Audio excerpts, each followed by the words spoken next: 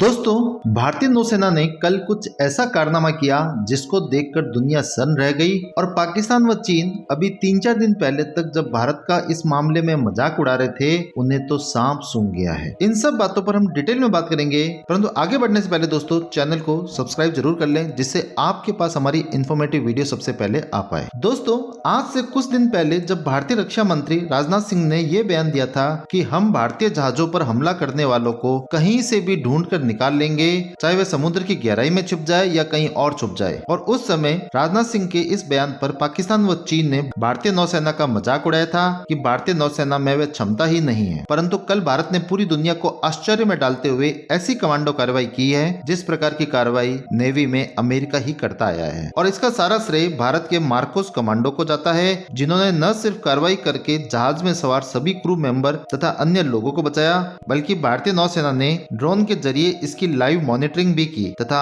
खुद Indian navy ने इस वीडियो को पूरी दुनिया के सामने रिलीज किया, जिससे आगे से कोई दूसरा संगठन या देश भारत के खिलाफ कुछ करने का नहीं सोचे। और इनडायरेक्ट पूरी दुनिया को यह भी बताया कि हिंद महासागर का नाम ऐसे ही भारत के नाम पर नहीं पड़ा, इस एरिया में तो सिक्का भारत का ही चलेगा और चाहे अमेरिका हो या कोई अन्य देश, फाइनली उसे भारत के साथ हाथ मिलाकर ही चलना पड़ेगा। दरअसल सोमालिया के पास से गल्फ ऑफ अदन में लाइबेरिया का झंडा लगा हुआ एक कॉमर्शियल जहाज बहरीन जा रहा था और उस जहाज में 15 भारतीय सहित कुल 21 लोग सवार थे तथा उस जहाज को कुछ समुद्री लुटेरों ने हाईजैक कर लिया।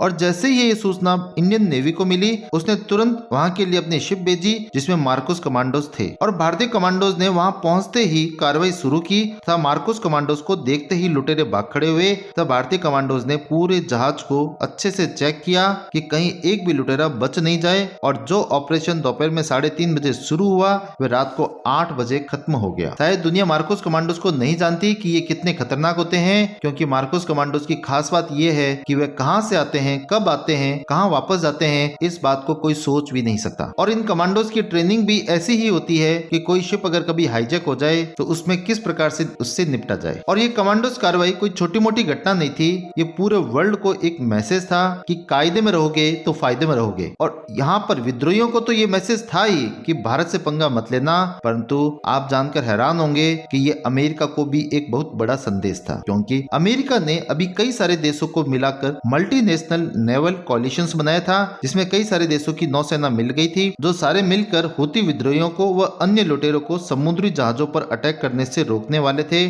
और उसमें अमेरिका ने भारत को भी इन्वाइट किया था, तो भारत ने वहां पर अमेरिका को साफ मना कर दिया कि भारत अपनी रक्षा खुद करने में समर्थ है। और इतनी जल्दी भारत ने अमेरिका को इस बात का प्रूफ भी दे दिया कि भारत सच में अपनी रक्षा करने में खुद समर्थ है। दरअसल भारत ने यहाँ पर बहुत स्मार्ट तरीके से काम किया था, क्योंकि भारत को ये मालूम था कि अगर वह अमेरिका के साथ जाएगा तो बहुत सारे ऐसे गुट जिनसे भारत को अभी कोई खतरा नहीं है, वह गुट हमास, हिजबुल्ला व अन्य भारतीय जहाजों पर हमला करना शुरू कर देंगे। अर्थात जो भी अमेरिका के खिलाफ गुट हैं, वह सब भारत के खिलाफ हो जाएंगे। और दूसरा कारण ये भी था कि भारत के ईरान से संबंध खराब होते, क्योंकि हुती विद्रोहियों को ईरान समर्थित माना जाता है और भारत व ईरान के संबंध बहुत अच्छे हैं। हम वहां पर चाबार बंदरगाह पर भी हैं, इसलिए भी भारत अमेरिका के साथ नहीं गया, जिससे ईरान से रिश्ते खराब नहीं हो। और अब तो ओमान में भी भारत की नेवी रहती है, जो ऑन रिकॉर्ड के अंदर बहुत कम दिखाई गई है, परंतु वास्तव में कितनी है ये किसी को भी मालूम नहीं है। इसलिए भारत को ये मालूम था